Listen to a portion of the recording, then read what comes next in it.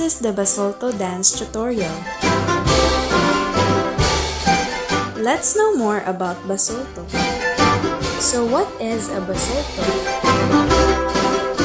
By definition, a Basulto is a love song in satirical form. The dance usually performed with the accompaniment of the song. One verse of the song is sung, the A figure of the dance is performed. The singing and dancing are done alternately. Costume in a Basulto.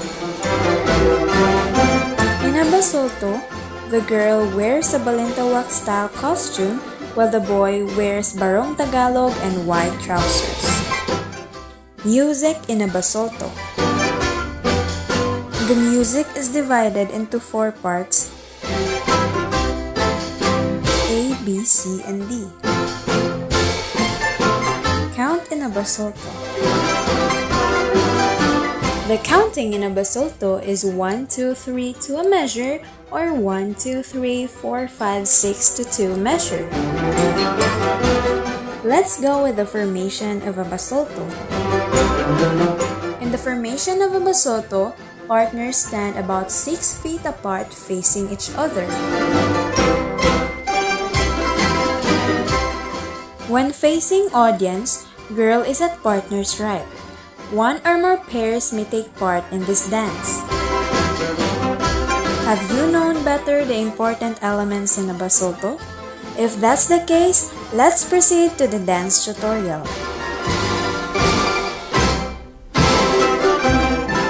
Let's start with music A. Partners face each other. Waltz right sideward, point left foot in front. Girls hold skirt while boys places hands on waist. Brush left heel forward. Repeat once.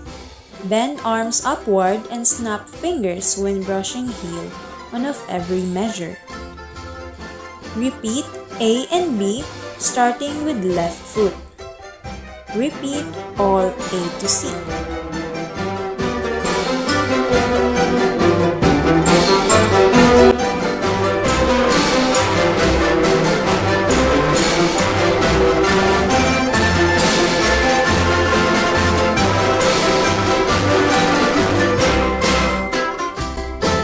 On music B, partners face each other.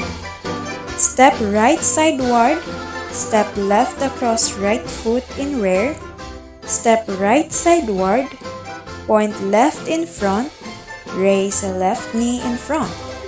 Arms sideward at shoulder level, bending forearms to chest, turn forearms to reverse D position.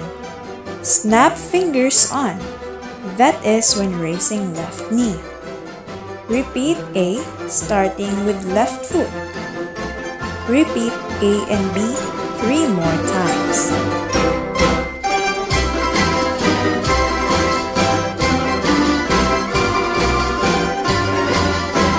On music C, partners face each other. 6-way balance steps with a raise.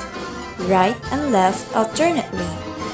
Arms sideward at shoulder level, and closing forearms or bending forward in front of chest.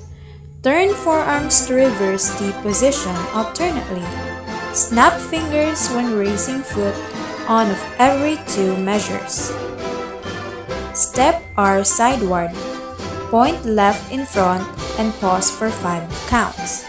Raise R arms in 5th position. Left arm bent forward at waist level. Bend trunk toward the left foot. Sway balance with a raise, starting with left foot, arms in A.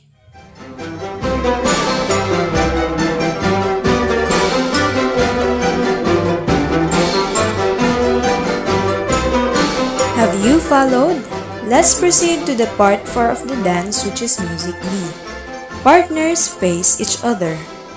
3-step turn right, point left foot in front, girl holds skirt while boy places hands on waist. Repeat A to left. Slide turn right, right arm in 5th position and left hand on waist. Snap fingers of right hand on the first count of every measure. Repeat A to C starting with left. Reverse turn and position of arms in C.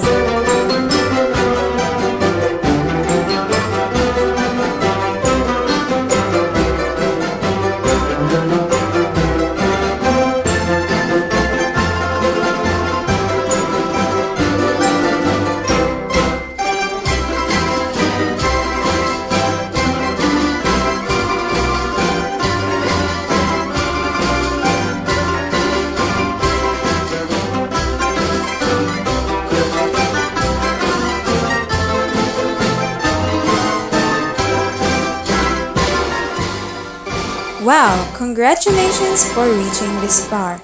We are now in part 5 of the dance, which is music D.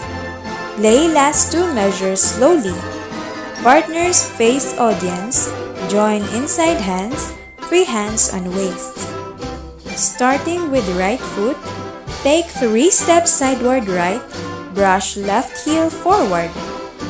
Release hands. Point left across right foot in front.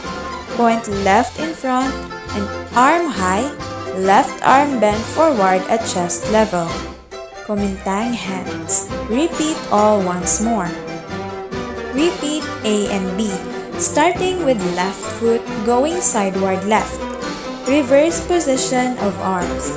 Repeat all A to C.